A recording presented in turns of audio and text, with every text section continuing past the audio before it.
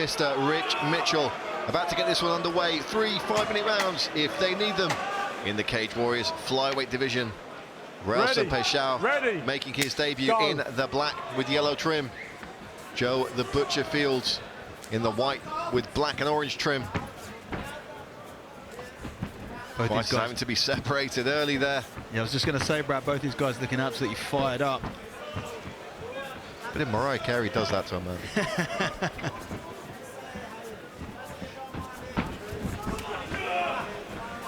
Both men trying to chop away at each other with kicks early. Paixão is he's a strong starter. You know, we're talking about 6 submissions on his record, 5 of them guillotines, 4 of those within the first round.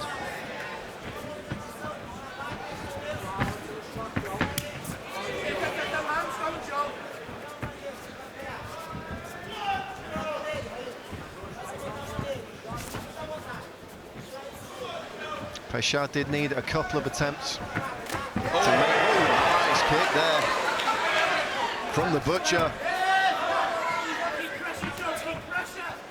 As I was saying, Dan, the Brazilian did need a couple of attempts to make weight successfully yesterday. Came in slightly over initially, but returned within the 2-hour window and just stumbles Fields there.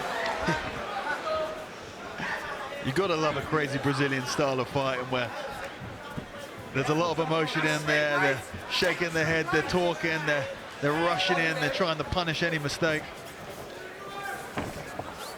It can be very different, the fighting, you know, someone who's a lot more stoic, a lot more calm, who doesn't get drawn into a fist fight. Look at these big shots thrown, waved off by Fields. Yeah, I think a couple of times now Fields has just been caught more sort of off balance than actually hit clean. But it's got to be giving the Brazilian a lot of confidence here that he can make the connections.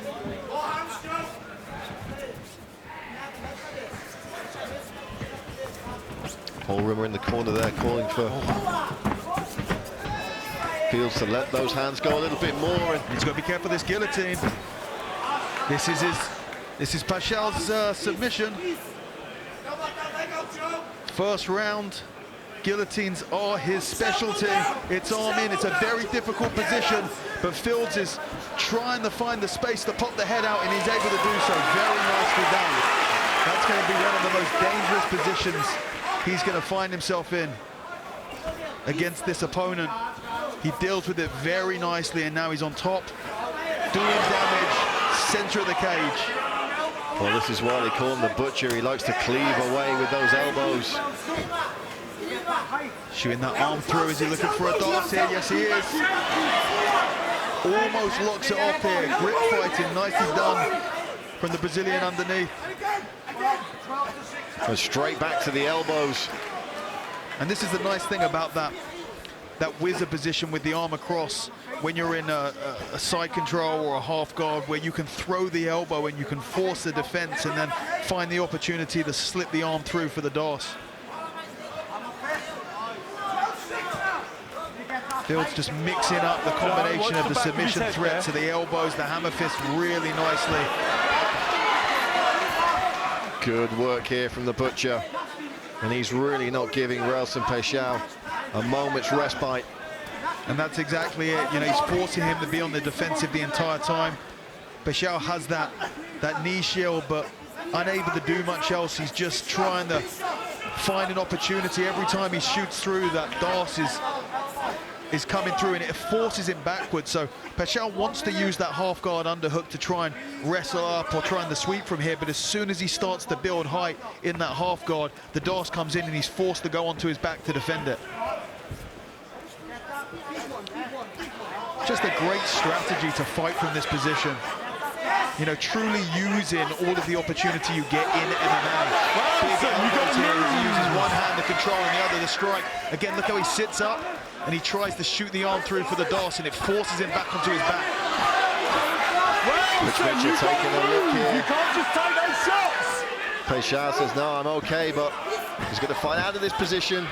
Again, builds height, almost gets up, but straight back into the position again. And these short elbows, they're not doing huge damage, but there's a lot of him. He shoots for the DOS again, but he's unable to get the hands connected. Finds himself in a mount position. He's going to catch the back here. There's just 10 seconds to go in the first round. Can he survive it? The clock is ticking down as Joe Fields puts on the squeeze. There's a big thumbs up, though, from Railson Paixão. There's a bit of a frustrated shake of the head from Railson Paixão as he walked back to his corner at the end of that first round. So let's see how he comes out now in the second. Let's see what changes he makes to course correct here against the undefeated Fields. And it's Paixão now with the takedown attempt, unable to get it. And it's Fields who takes top position. He's immediately going back into that game plan. Underhook from half guard, he threatens with the DOS. He goes back onto his back. It allows him to control and throw the hammer fists. Again, he tries to get up. Fields does a great job of circling back round, putting him back onto his back, and I believe he's going to threaten that DOS from here every time he sits up. Such a smart way to play this position, it really is. Railson, you got to move. You got to get Posturing out up of a little bit more now to try and have a little bit more impact on those strikes as Paixão tries to turn away to escape. He can see that trying to turn in that half guard isn't working. He turns away and he tries to initiate a scramble where he's going to get out on top. But Fields is just too smart, switching between the back, the half guard and the mount position, and riding from this. More big elbows and more big warnings from the referee. Rich Mitchell soon enough, and it's over. Railson Paixão absolutely furious with the referee there, but he's just taking elbow after elbow to the face, not defending himself. Ladies and gentlemen, your referee, Mr. Rich Mitchell, calls a stop to this contest after 1 minute and 24 seconds of round number 2, declaring your winner by way of TKO. In the red corner, Joe the Butcher Fields. Joe the Butcher Fields.